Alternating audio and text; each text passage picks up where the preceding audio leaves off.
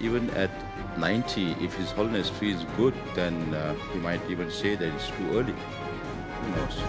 One of the things that worries many people the most is the succession process. I think on July 6th, if I'm not mistaken, His Holiness is going to turn 90 years old. Yes. And China is threatening to take over the succession process. His Holiness and the Tibetan government in exile, which you lead, have not announced any roadmap for the succession process.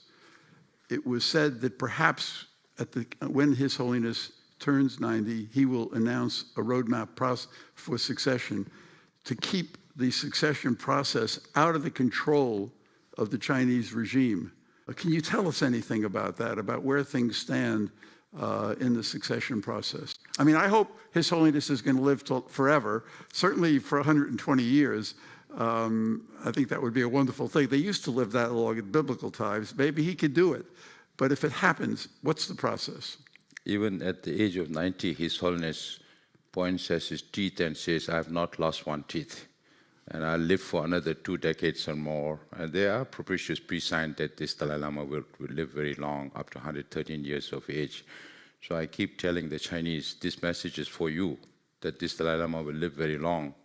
So let's see whether communism outlives the Dalai Lama or the Dalai Lama outlives communism. Well, I have no doubt that spiritually he will outlive communism, but we'll see what happens. But look, 90 years is 90 years. Yes. Are you going to be coming forward, announcing some kind of a roadmap for the succession process? This is a purely religious activity when you look for reincarnation. And His Holiness also says that if Chinese government is really serious about reincarnation, they should study Tibetan Buddhism first.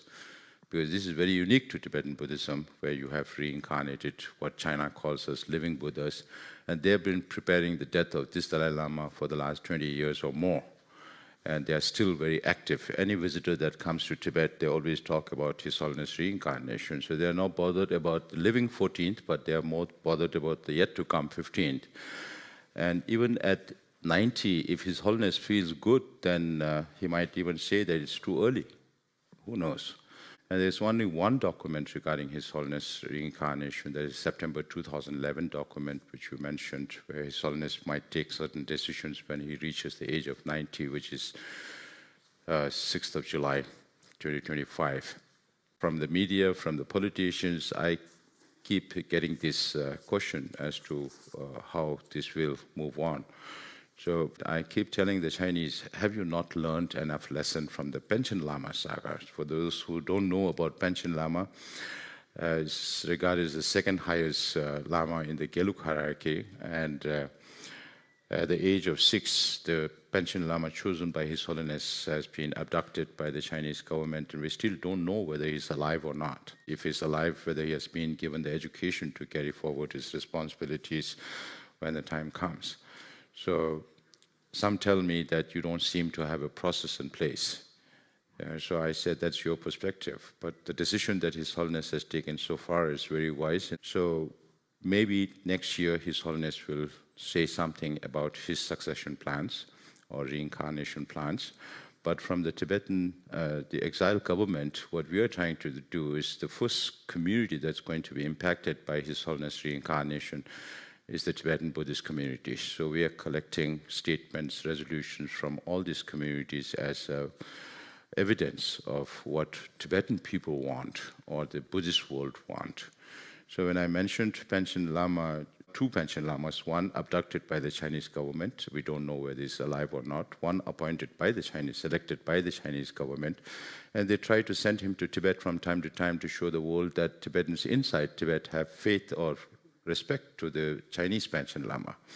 Now the news that I get to hear from inside Tibet is traditionally when you go to a Lama to seek blessings or teachings, you make offerings to the Lama.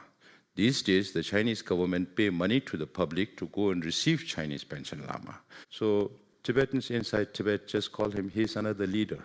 So to show their displeasure, they don't sell pictures of the Chinese Panchen Lama. They can't sell pictures of His Holiness Dalai Lama's Panchen Lama. So they sell pictures of the last Panchen Lama, the 10th Panchen Lama, so to show their displeasure. And Yes, His Holiness will definitely come out with statements or ideas about how the process will take place. But whether it's going to be next year or a few years after that, it's up to His Holiness to decide. Right. Well, there's a Yiddish word called chutzpah for an atheistic government taking over a religious process, which is what they're trying to do to the Tibetan people. That's why His Holiness says that if Chinese government is really serious about reincarnation, they should study Tibetan Buddhism first. Right. Believe in the concept of life after death. And then maybe look for Mao Zedong's reincarnation first. Deng Xiaoping's reincarnation second. Now Jiang Zemin is also not with us. Maybe they should look for Jiang Zemin's reincarnation also. Then maybe the Dalai Lama's.